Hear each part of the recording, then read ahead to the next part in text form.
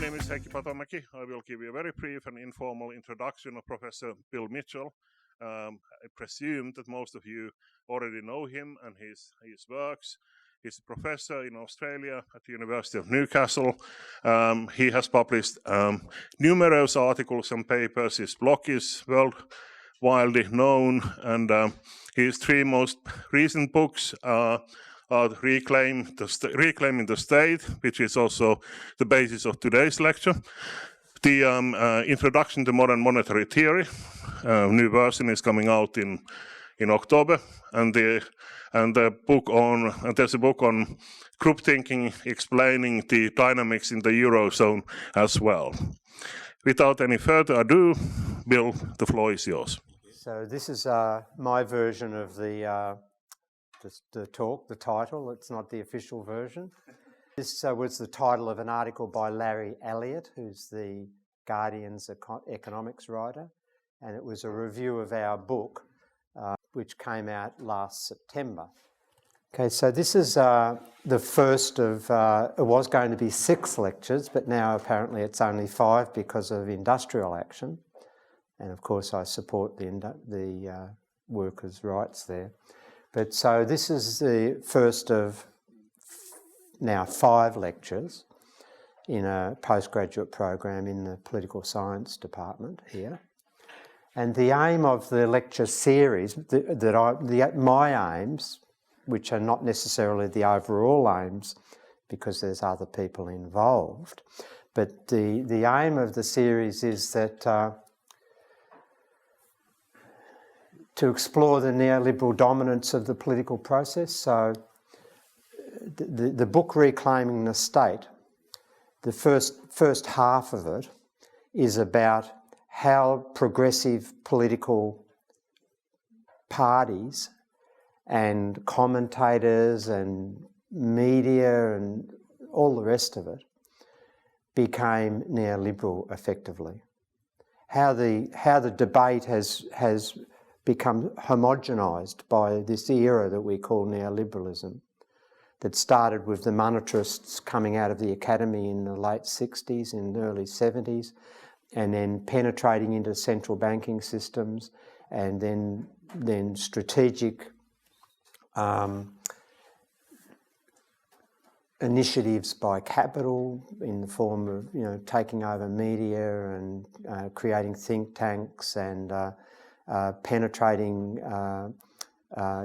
educational institutions at both secondary and tertiary, and a whole range of other initiatives. And that philosophical shift in around that time has created a totally different economic policy environment, which in my view has had devastating consequences for the generalised prosperity of humanity. So the aim of the lecture series is to present my view on that, to try to, I've been trying to understand that all my career, and so that's what this is about. The second thing is to discuss what I'm now calling fake knowledge.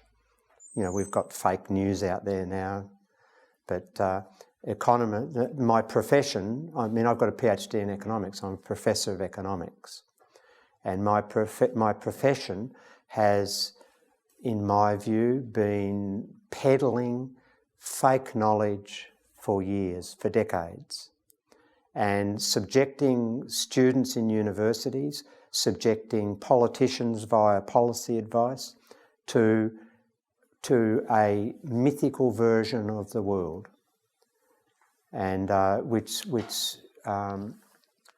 has captured the capacity of sovereign states to advance well-being. And so that's the second aim, to elaborate on that theme. How is it that we live in this fantasy world where that my profession creates this fantasy world as if it's a reality, and has been getting away with it for decades? It's a crazy story. And as I say, the result of that capture of the political process by they call it the free market.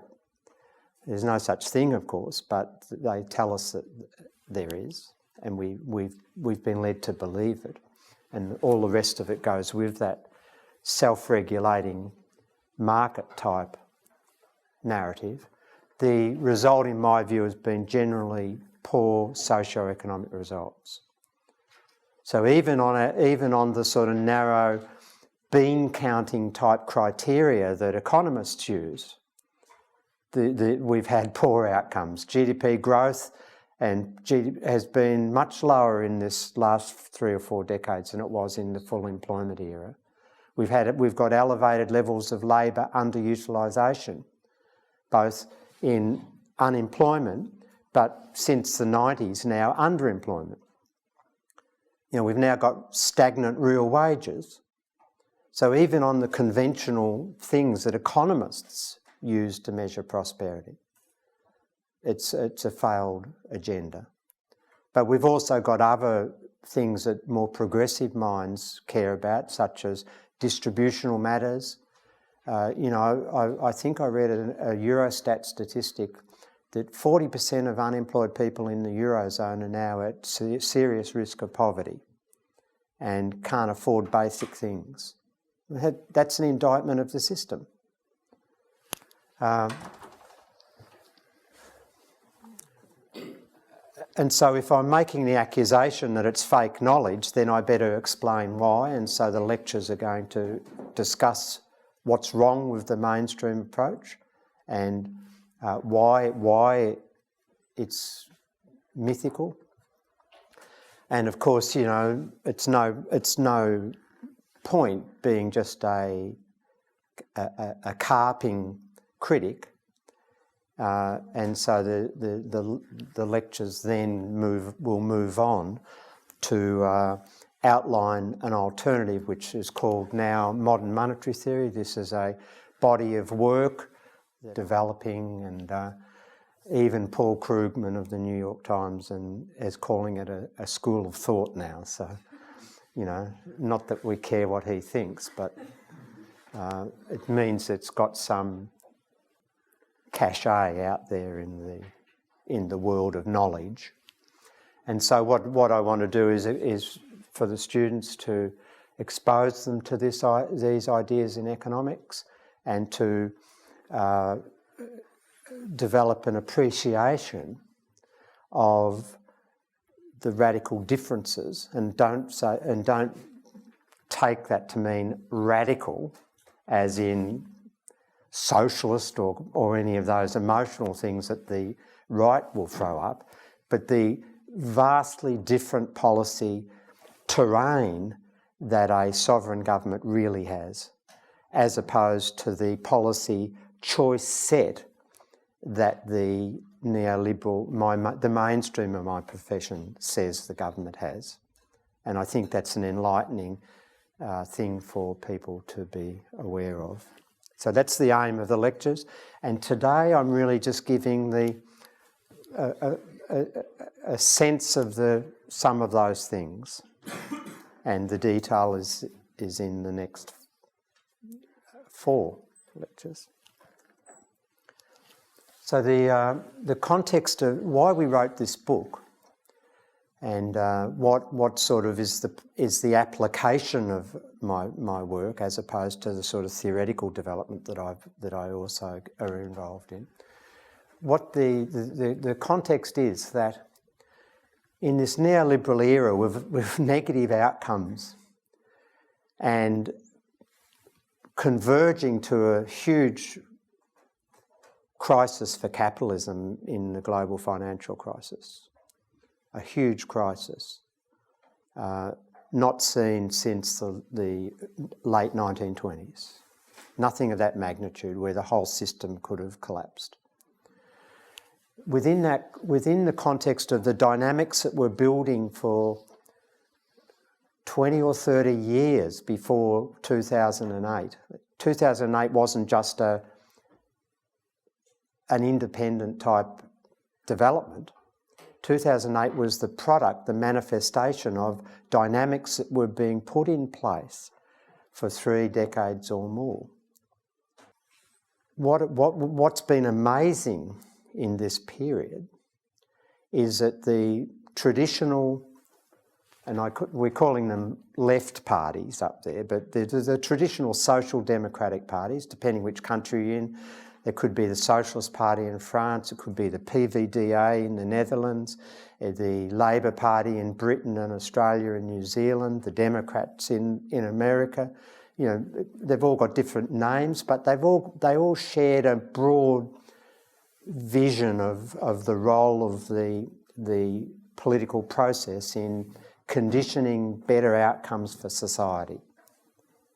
And you know, after the Second World War, there was a general consensus among the advanced world about what government could do to advance prosperity, and you know, governments all signed up to UN treaties on human rights and ILO covenants about full employment, and all these other things that were sort of consensual understandings that was the role of government, was to mediate the struggle that capital and labour were engaging in over the distribution of income, were to ensure that the capitalist production system was viable.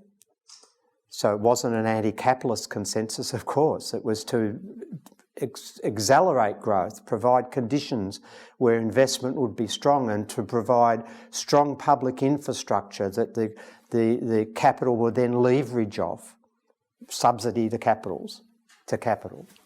And but at the same time, it was to provide coherent safety nets for when capitalism didn't go as well and went into a downturn.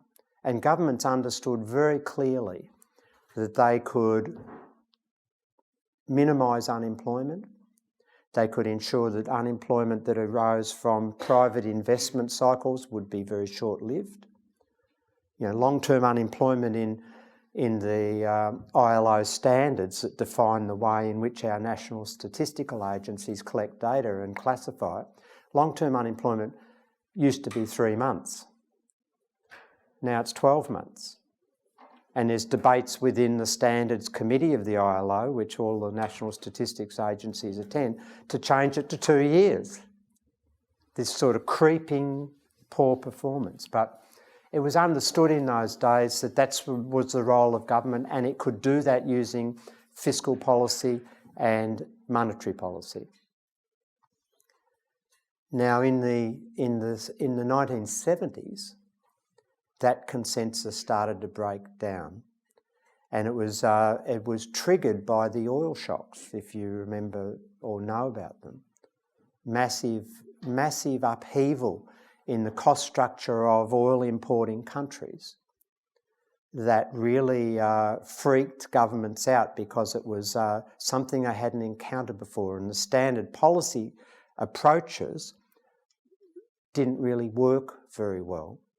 And what I mean by that is that governments had been used to taking the brakes off when private investment was weak and putting the brakes on when private investment was very strong. And I'm meaning investment here in productive capital, not financial, because in those days global finance wasn't really an issue then. So governments had this sort of on and off approach to offset the vagaries of the private investment cycle. And that was all relating to the demand side of the macroeconomy. So when private demand was really strong, governments could pull back on their spending, net spending. And when private spending was very weak, then governments could increase their deficits. In other words, manipulating demand. But the OPEC oil shocks were supply-side shocks. They were a massive cost freak-out for the economy. And governments didn't really have the experience. And of course that led to the rise of monetarism and Milton Friedman's monetarism. And the first governments that really embraced that were social democratic governments. I'll come back to that in a minute.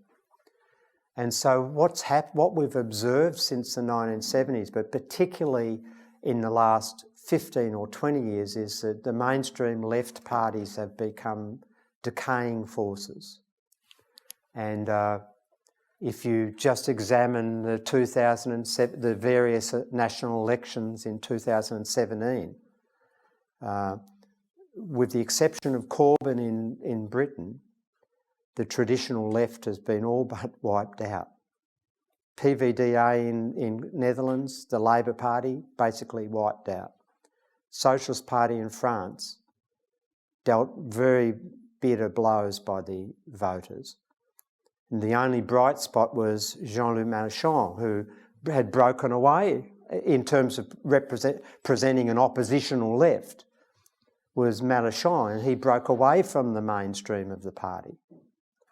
And you got Trump in America. Democrats couldn't beat Trump, for God's sake. And the AfD in Germany. I mean, the SPD are just sort of hanging in there because of various inner sort of negotiations and compromises. But the SPD under Schulz was really severely dented too. And at the same time, the extreme elements on the right have strengthened, and there's no surprise about that.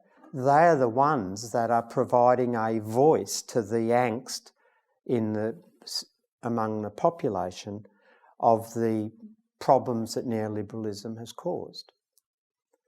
And I was in Spain in October last year and giving a talk, and I asked the audience, I'd read in the newspaper that morning in Madrid that there'd been a huge demonstration in Andalusia, street marches, thousands of people demanding full employment, demanding jobs.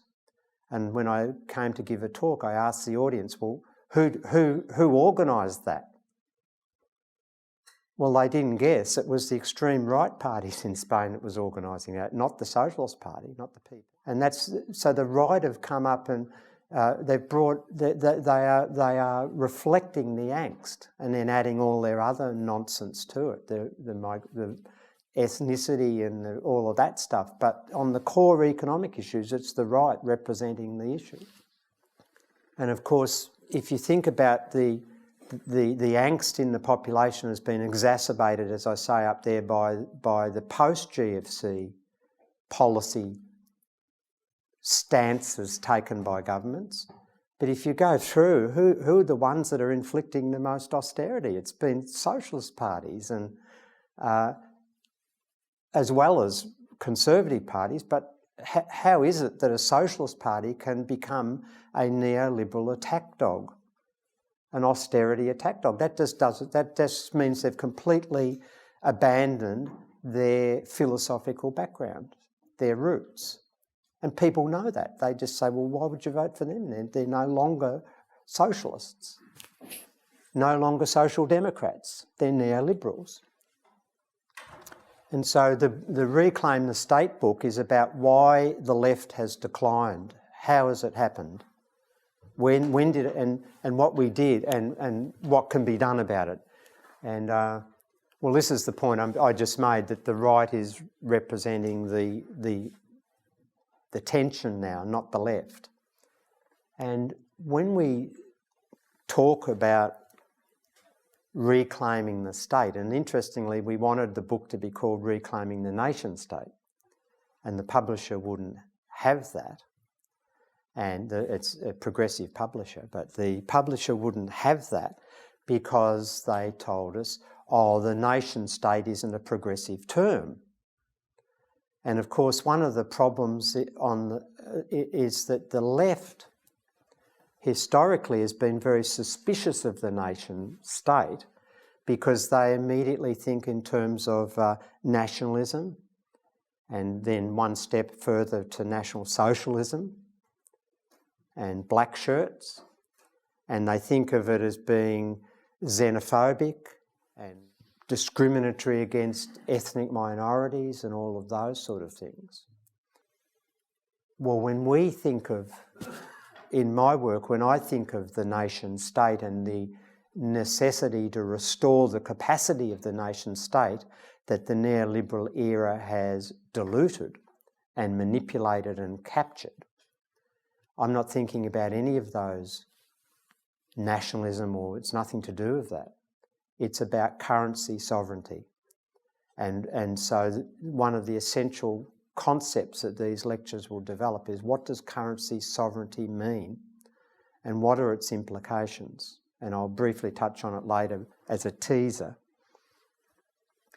And when we examined history, we see that all of the major socio-economic and political advancements have worked through the state. The state is at the centre of all of the things. What we understand is that historically, when the questioning of the capacities of the state, what should the state do? And as an economist, I'm thinking in terms of economic policies, but we can broaden that into social policy and what have you. In the early 70s, the questioning really began, because what was being argued was that with the expansion of global supply chains, with the proliferation or the growth of global finance, that the concept of a national border was no longer the relevant organising unit for economic policy.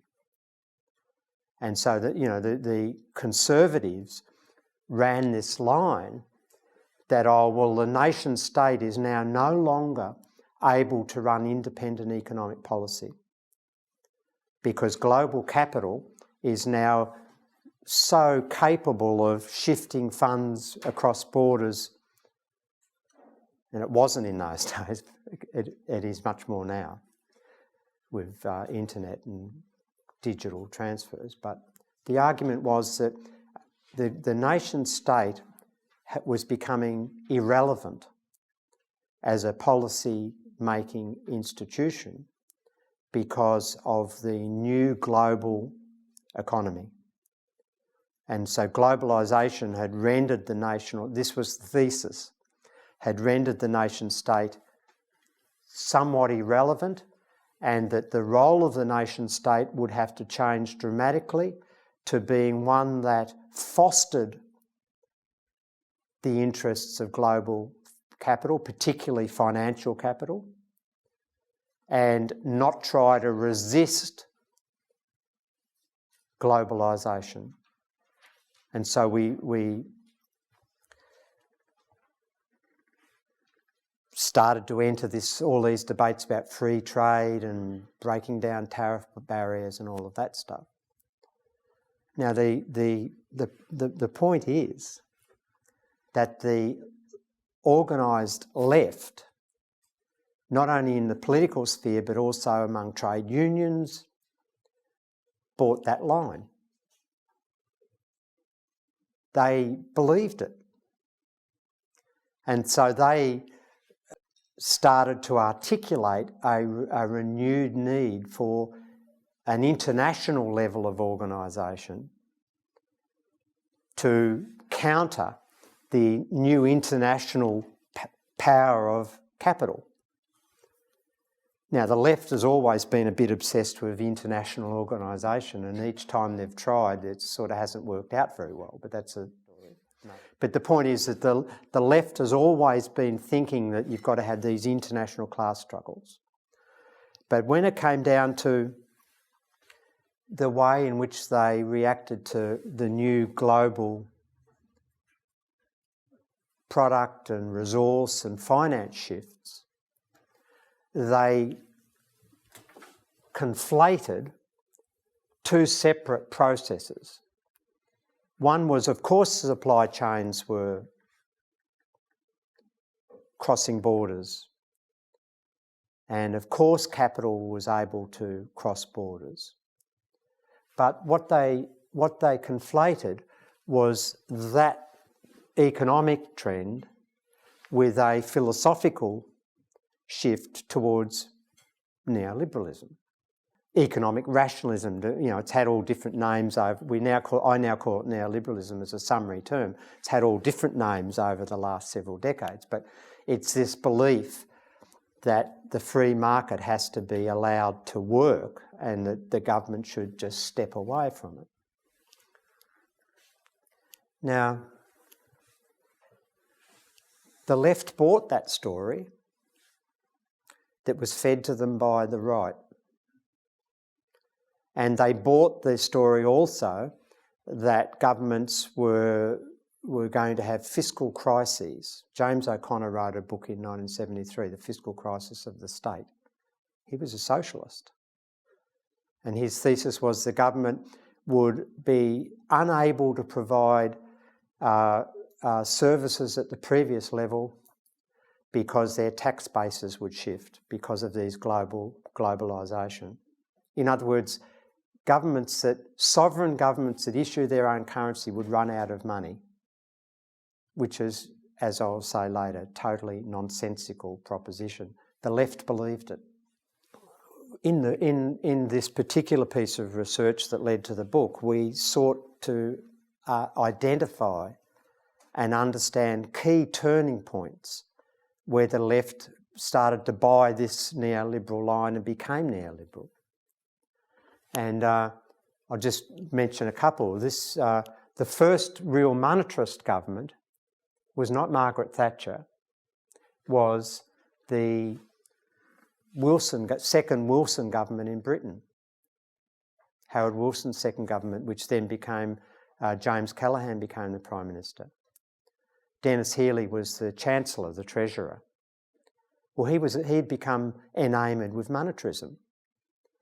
He'd become enamoured with this idea that if governments ran deficits, it would lead to accelerating inflation, and that the governments could not really use discretionary fiscal policy, that they had to create a situation where they stabilised inflation, and the monetarist story was then that if you had stable inflation, you would then get maximal growth and investment.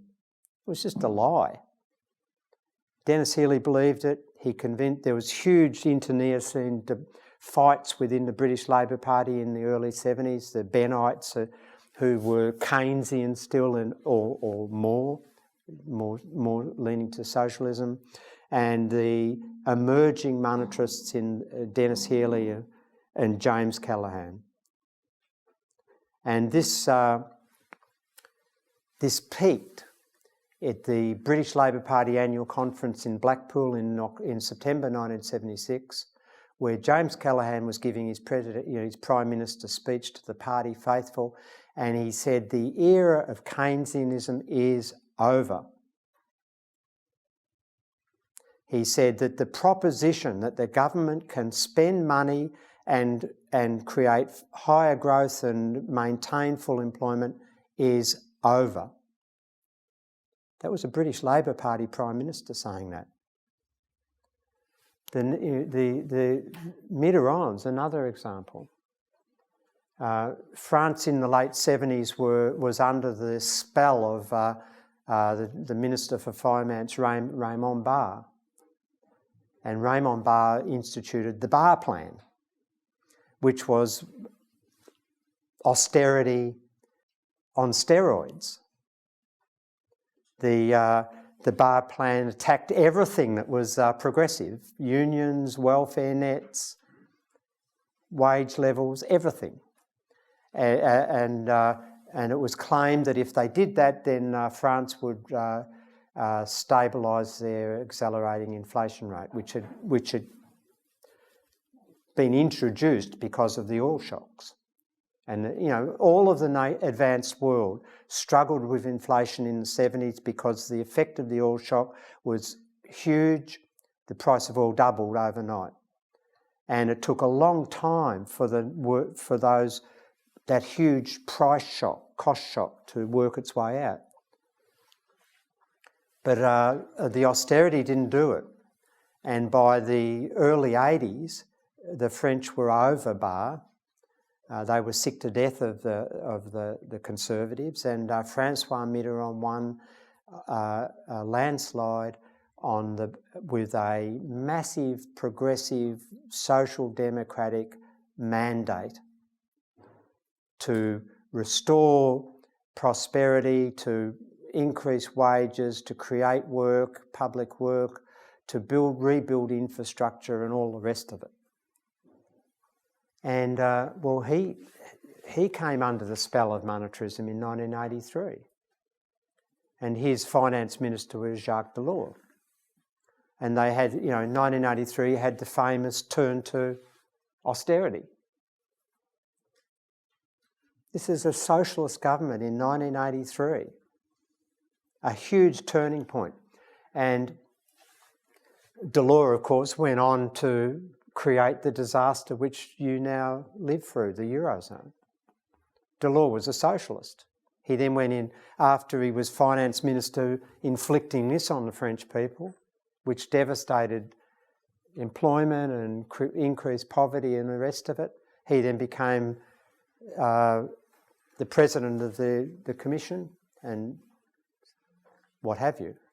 And the reason I'm emphasising these things, because the 1970s, 1980s, in debate, in the popular press, in academic discussions, in discussions with trade unionists, in discussions with policymakers, they regularly, and with discussions within left parties, they continually revisit those examples. They say, the British Dennis Healey had told the British people that the government had run out of money and they had to borrow from the IMF. It was just a straightforward lie. How could the British government, which issues the pound, run out of money? It's impossible. It never had to borrow from the IMF. But it was the first example of what I'll discuss in a minute. In the book we have a chapter on what we call depoliticisation. And depoliticisation is a characteristic of the neoliberal era.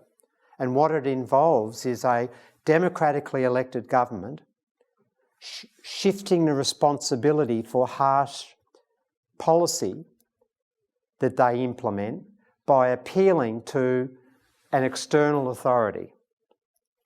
They depoliticise the decision because they say, oh, we've got to do this because the IMF, there's no alternative, the IMF are forcing us to do it. Or we've got to do this because our fiscal council has told us we've got to do it. Or later in the 90s, they started to say, we've got no alternative, the independent central bank is forcing us to do this. They're examples of the way in which neoliberalism has depoliticised harsh policies. And Dennis Healey was the first really to use that tactic. He said, we've got to have austerity, we forget Tony Benn, we can't have his policies, which were aimed at because at the time Britain had high unemployment, was really struggling. And Tony Benn, within the Labor Party, he was I've forgotten exactly what he was. He was shifted around for political reasons, but he wanted a national infrastructure plan and he wanted to invest in the nationalised public enterprises like the trains and stuff, the railways. And Healey hated that idea. He was a monetarist. He was becoming a neoliberal.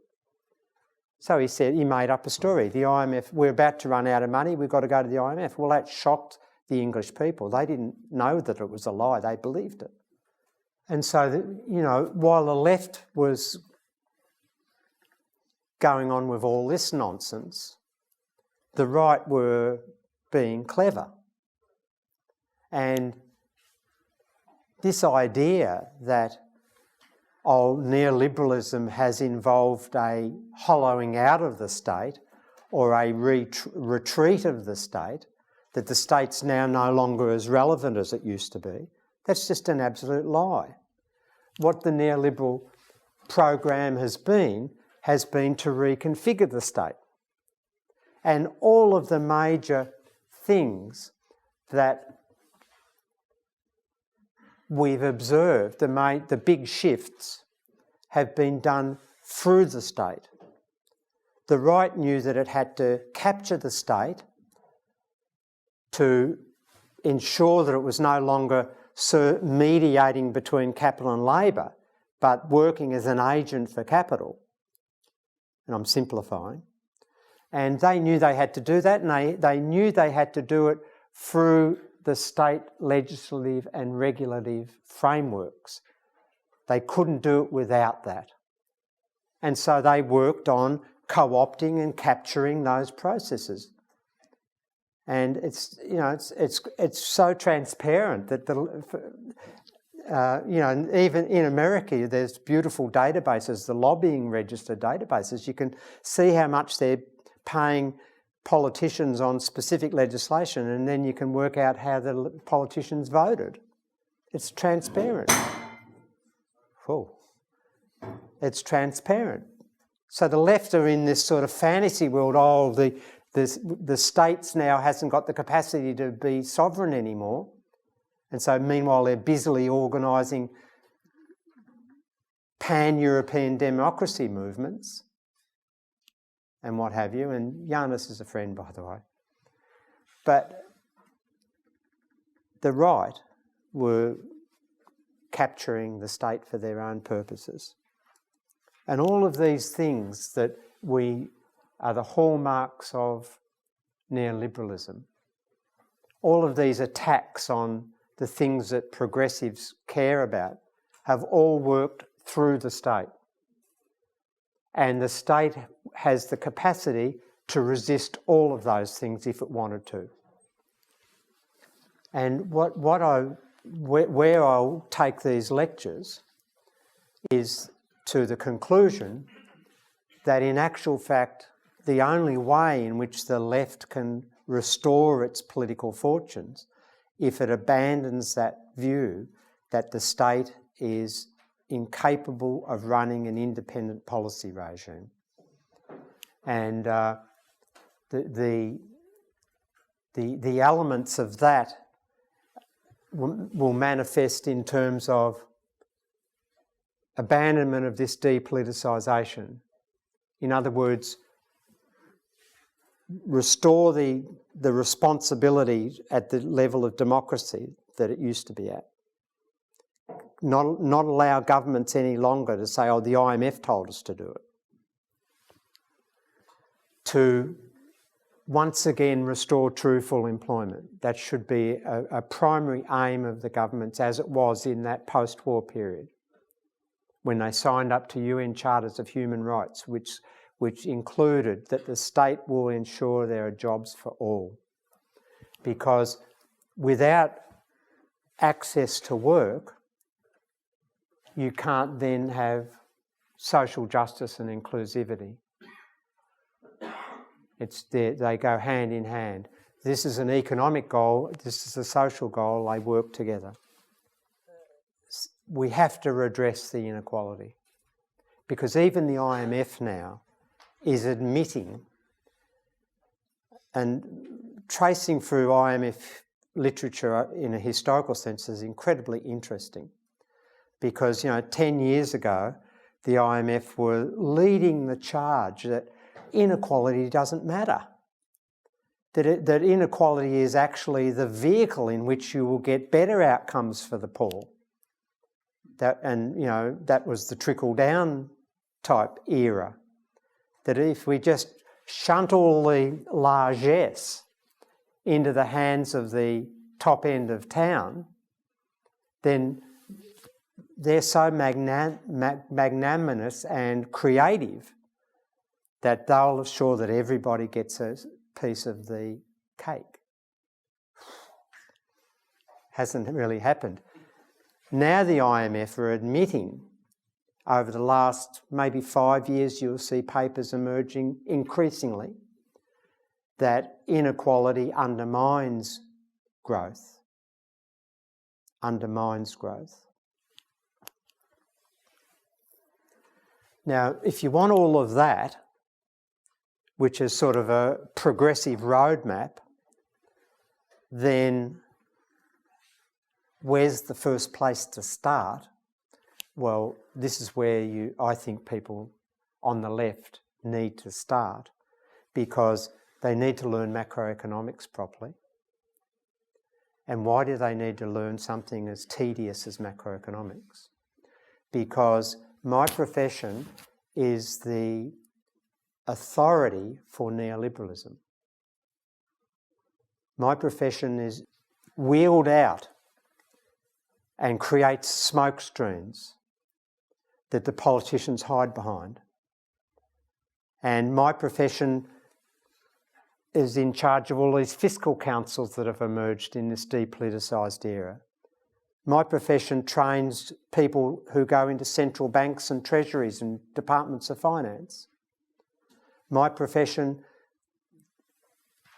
prostitutes itself in the popular media by how many people have seen The Inside Job, the movie? A few. Inside Job documents how, it's a movie, it's an excellent movie, you should see it. It documents how some of the world's leading professors have in the past written really big, high-profile, newsworthy academic reports, but have failed to disclose that they were paid for them, and they've made out that they are independent academic research. And the Inside Job went and busted them all. One of the classics was, I was saying to Heike yesterday, was Friedrich Mishkin, who's at Columbia University, a leading monetary economist, not modern monetary, neoclassical. And he wrote a report, early 2008 it came out, if I recall correctly, just before the crisis. He wrote a report called The Financial Stability of Iceland and put it out as an academic paper. And it said that the Icelandic bank system was incredibly stable, but in actual fact we needed more. Iceland would benefit from more deregulation and freeing up capital across borders and blah, blah. And of course, a few months later, one of the biggest banking crashes in history occurred in Iceland. It was nothing like stable. And now we know that it was rotten to the core. And it was rotten to the core because of the way in which neoliberal policy regimes had allowed it to evolve. And then it was disclosed, the Inside Job found out that Friedrich Mishkin had been actually paid by the Icelandic Chamber of Commerce to write the report, paid very handsomely.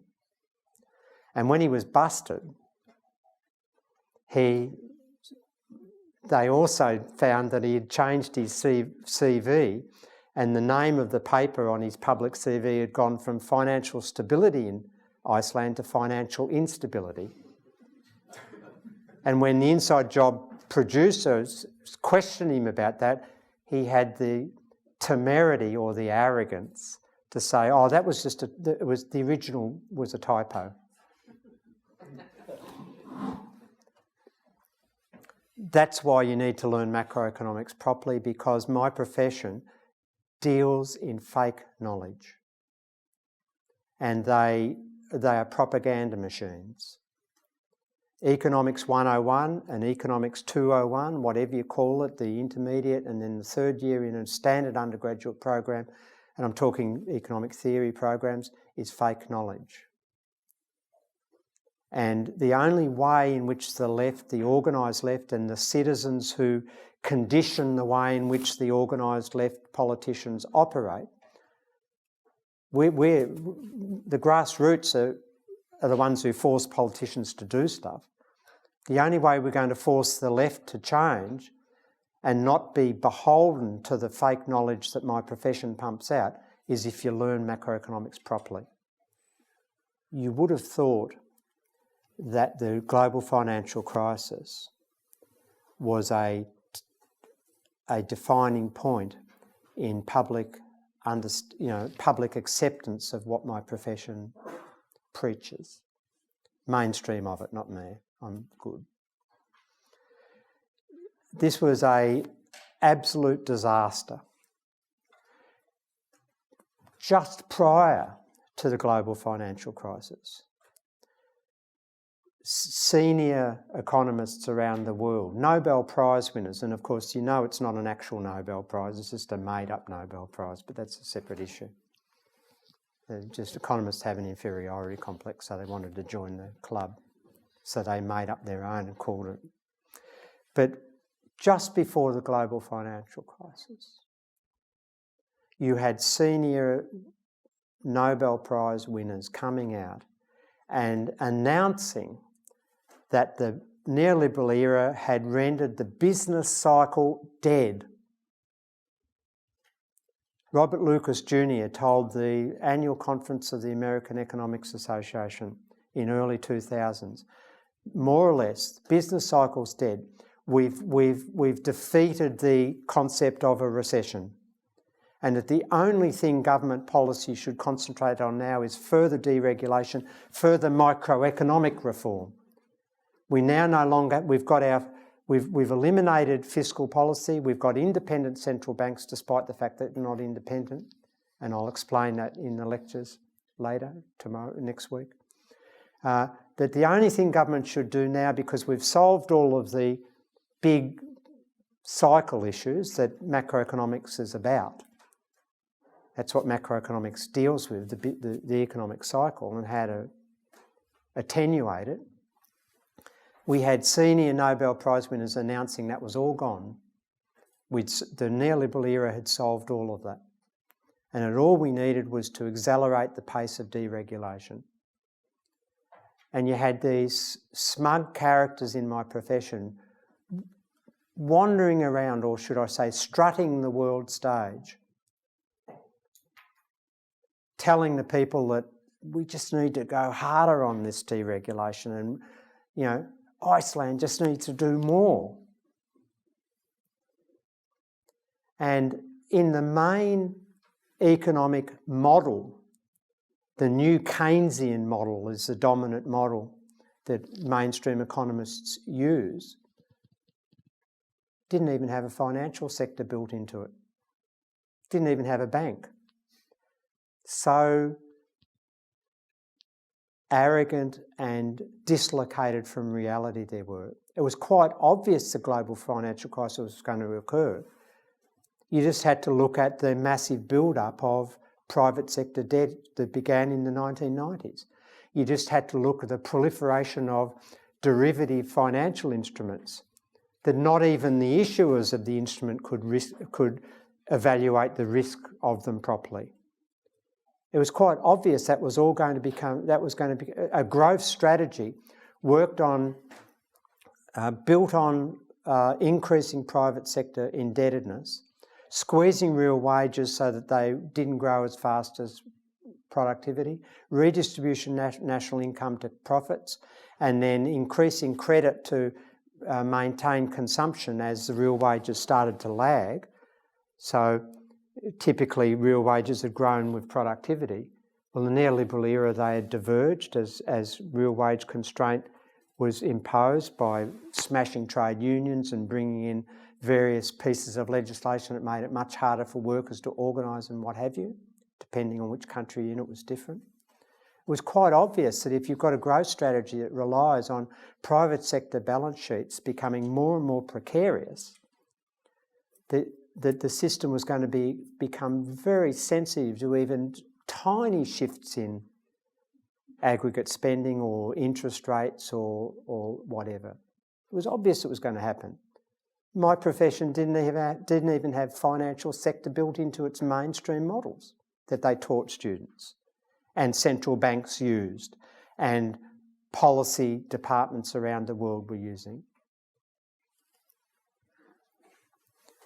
And, you know, you had the IMF, which is a principal attack dog for the neoliberal era, The IMF emerged after the Second World War when all of the nations signed up for the Bretton Woods system of fixed exchange rates, and its purpose was to help countries with trade problems stabilise exchange rates. That's what its purpose was.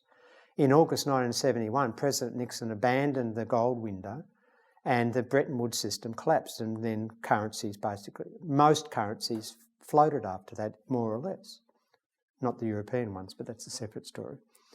And the IMF lost its relevance. It no longer had a purpose in a flexible exchange rate environment. The IMF had no purpose anymore.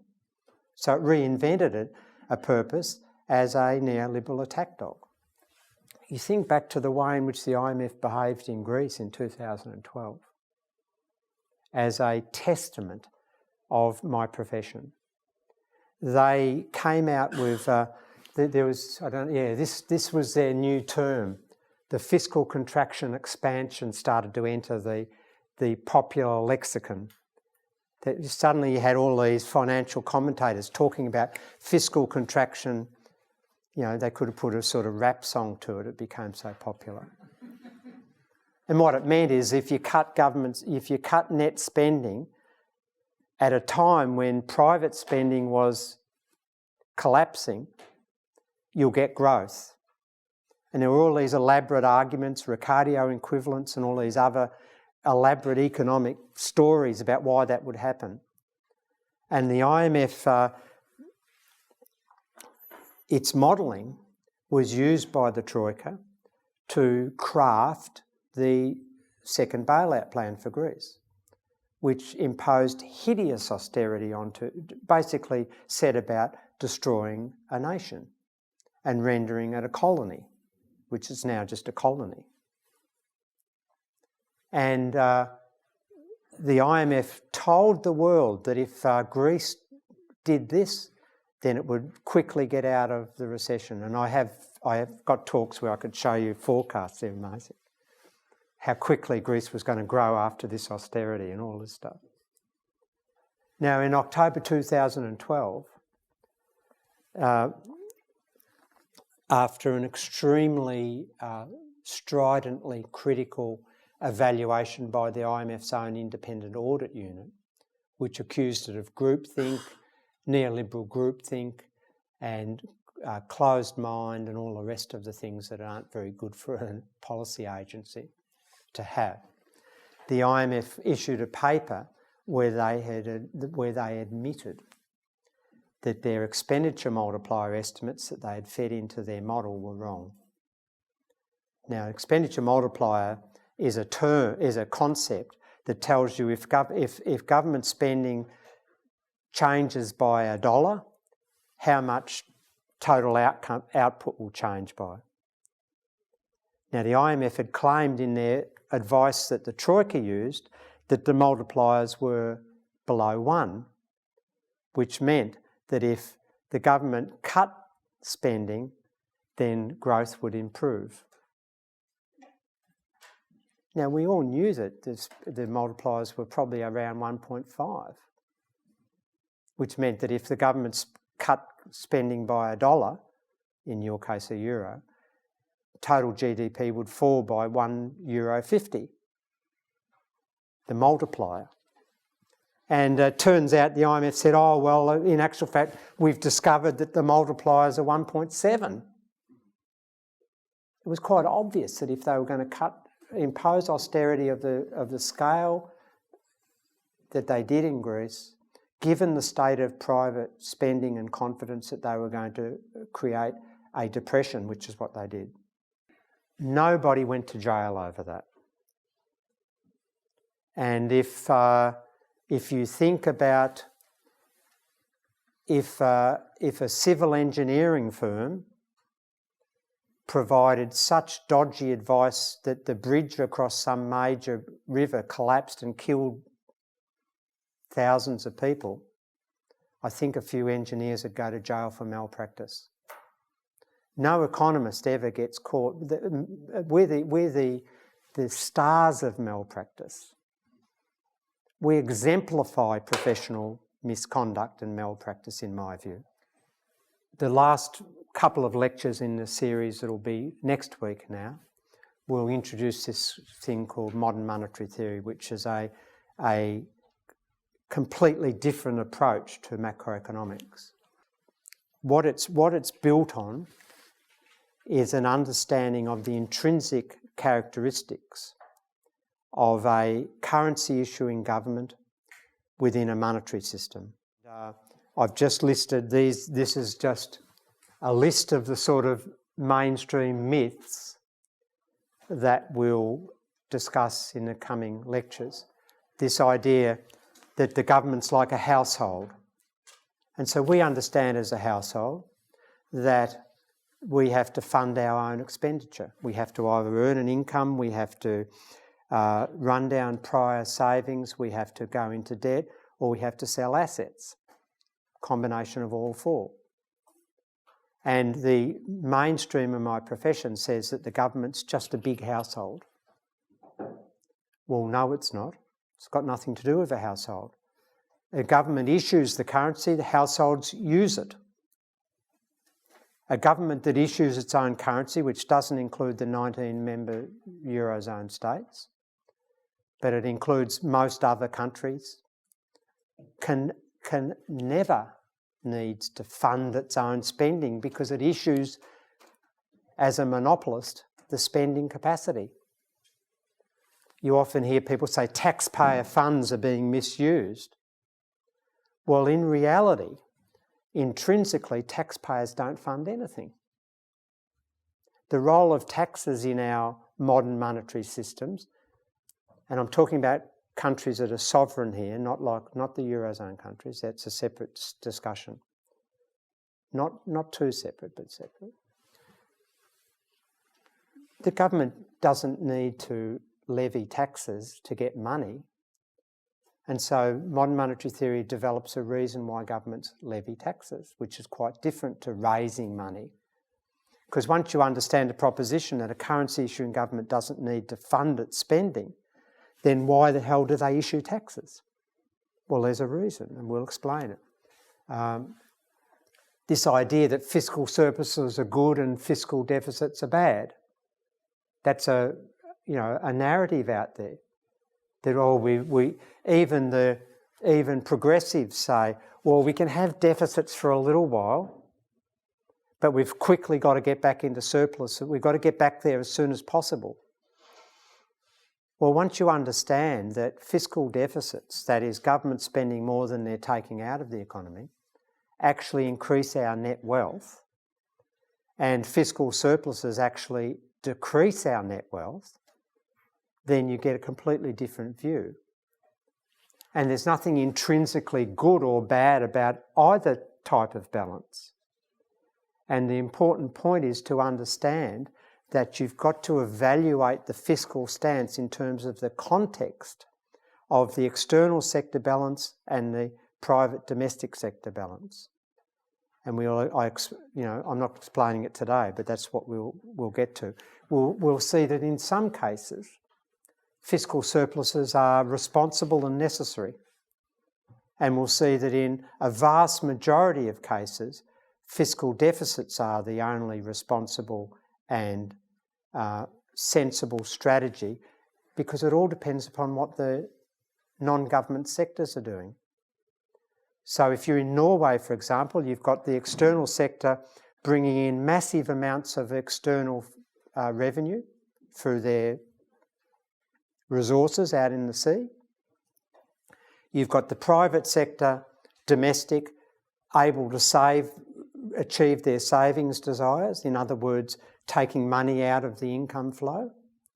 You've got a government that's running first-class public services, and it has to run a surplus because otherwise spending in the economy would outstrip productive capacity and cause inflation. So that's a time when a surplus is sensible. But if you've got a country like Australia, where our external account is 3 to 4% of GDP and has been for 40, 50 years, in other words, we run external deficits, that's money going out of the spending process. We've got a private sector that typically wants to save a portion of their income, taking money out, then the only way we can have stable growth is if our government runs deficits. And it's run deficits about 85% of our history. In that context, deficits are the only responsible strategy. So you can't, this neoliberal idea that deficits are bad, surpluses are good is meaningless statement. And defining fiscal sustainability in terms of some threshold ratio of public debt or some fiscal rule like 3% of GDP in the Eurozone, it's just a meaningless thing.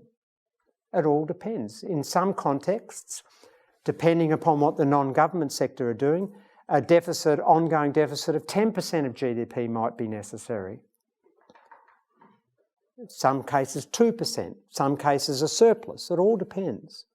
And the only sensible concept of fiscal space isn't how much money the government can borrow, because a currency issuing government never needs to borrow. It issues the currency. The only concept of fiscal space that's meaningful in a modern monetary system is how many real resources are available for purchase in the economy. That totally turns the mainstream idea on its head. Because if you understand that the government can never run out of money, you'll also understand that it can buy anything that's for sale in its own currency, including all idle labour, which then leads to a further proposition that the government ultimately chooses the unemployment rate, because it can buy up all the labour if it wants to. And so the fact that you have mass unemployment is a political decision, not an economic decision. The market doesn't determine unemployment. The government determines it because it can buy up all the labour if it wants to. And it used to before neoliberalism. And so the only concept of fiscal space, what space has the government got to operate in? Well, it depends upon what real resources are available for sale. If there's idle resources, the government can always bring them back into productive use. And if there aren't idle resources and there's a political will to expand the size of government relative to the non-government in the economy, then it has to deprive the non-government sector of the use of those resources. It does that via taxation. That's the role of taxation.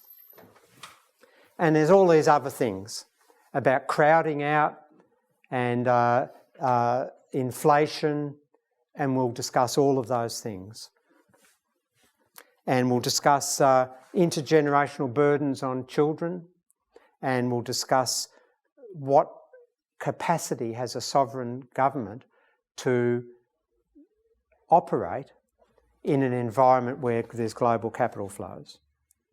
Now, if you understand your history, you will know that the only way which, say, European countries maintained vague currency stability in the snake that preceded the Bretton Woods system in the 70s, and then the European monetary system in the late 70s that went up to Maastricht, the only real way that was ever worked, and it didn't work very well, the only way it really worked at all was because the nations ran capital controls.